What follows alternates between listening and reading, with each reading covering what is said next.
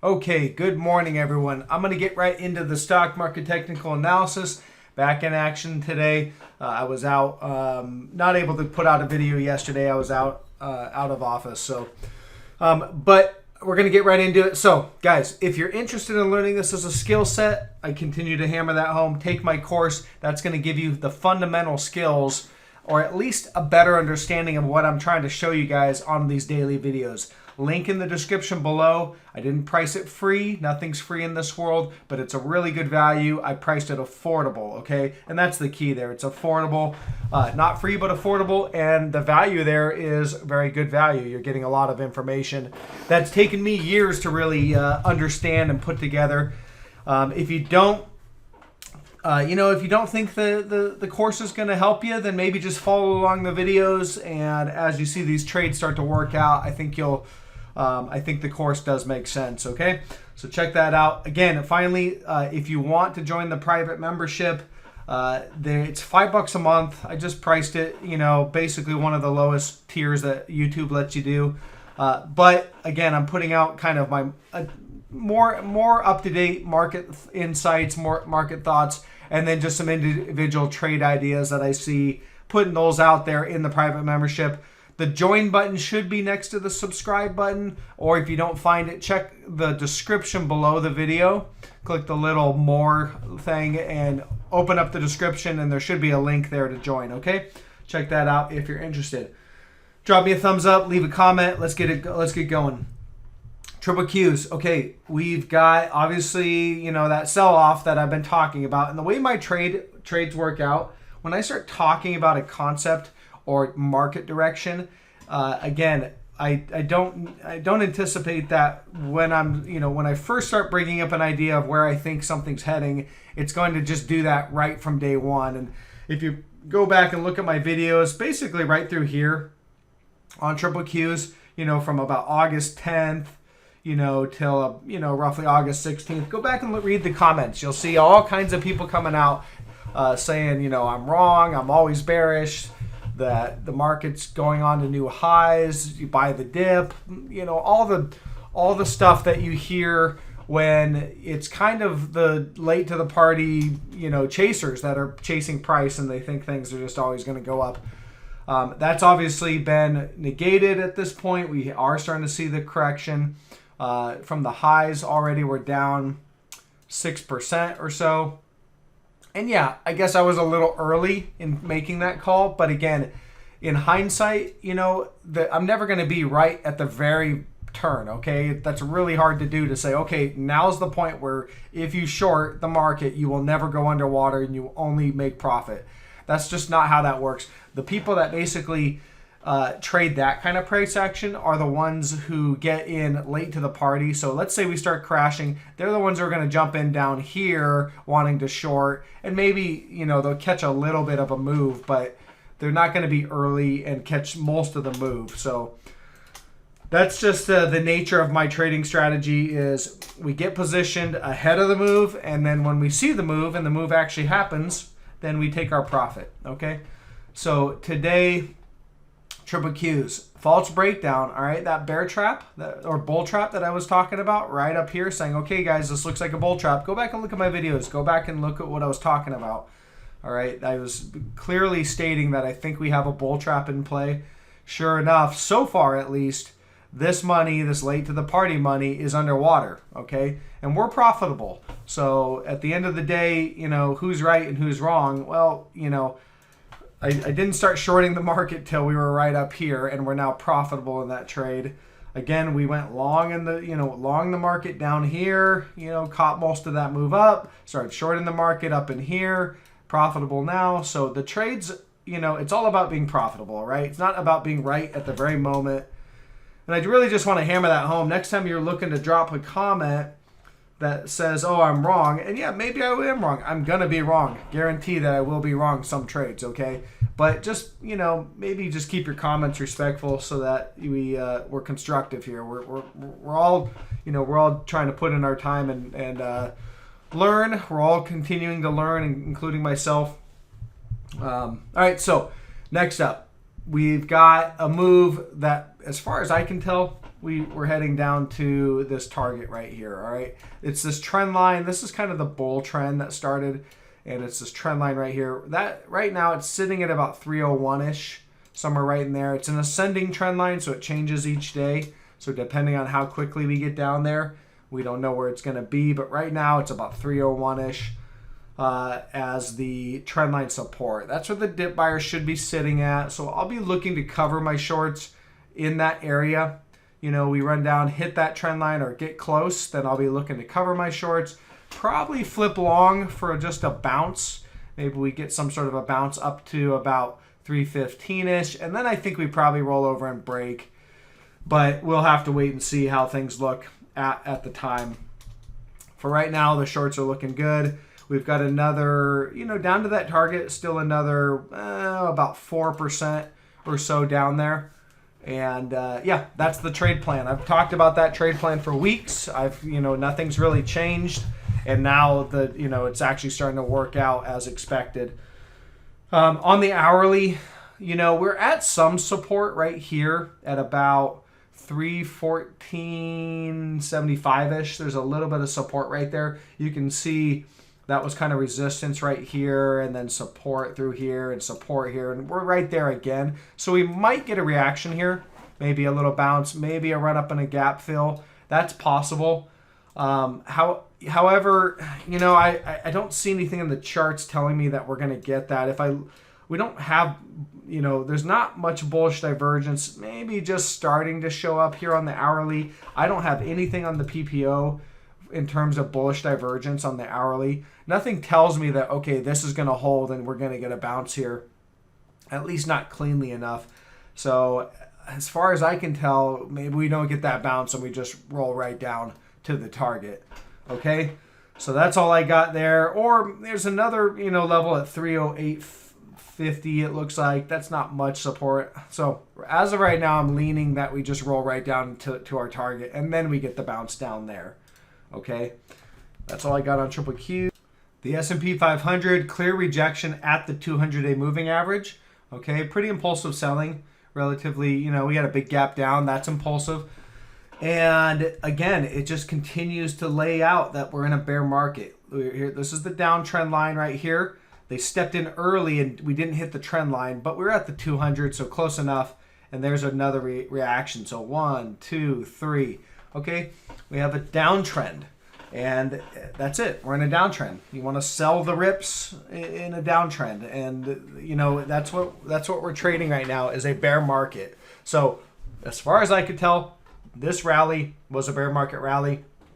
It was pretty strong and impulsive, and that's what bear market rallies typically look like. So, bear markets will have some of the strongest rallies, where bull markets will be more kind of grindy, climbing price action. They grind higher and consistently grind higher, but they're not impulsively moving higher like we just saw over the last couple weeks, or months basically. So bear market rally, we had the breakdown and we're continuing to sell down. We're at some support here. I think there's some support. Maybe we get the bounce, maybe not. Again, if the Qs is just going to continue to sell down, it's very likely the SPY will as well. So target right now for this one is about 390-ish, somewhere right in there. And that remains the trading plan. I'm not trading this one specifically, but if you are, that's kind of the targets. I think there's really good support there at about 390-ish. So we run down and hit that. And if we do it, if we do it quickly, then yeah, that's probably where you're going to get the dip buyers step in, and maybe there's a tradable bounce there. And IWM, the small caps, the chart's not as clean for me. The downtrend here is not as clean. You've got kind of a reaction here, and that's really it. We broke to the upside of that. So honestly, what I'm using is the triple Qs to be my guide. Okay, so sorry, I got distracted. Triple Qs will be my guide. There is a potential uptrend line right here that's kind of consistent with the rest of those charts. And so maybe that's the target right now at about, depending on when we get there, but maybe somewhere in here, 177-ish. It just depends on when we get there. Okay, that's what I see there on IWM. Gold. So this is gold bullion. My chart's really become a mess. So I might need to just kind of reevaluate this. But someone asked me why I'm out of favor a little bit with gold. I think there's still long-term potential, but what I see in the chart right now tells me that maybe we've got to kind of drag on for a little bit more. Look, here's one of the reasons. Negative divergence. This most recent drop here, they took out any kind of bullish divergence that existed, and it's just, well, sorry, it's not negative divergence, but there's no bullish divergence there on the chart. It's just a lower low in momentum on the daily chart, and it told me that, okay, we still have downward momentum. So that's one reason. The gold futures does have some bullish divergence. I could kind of point that out here.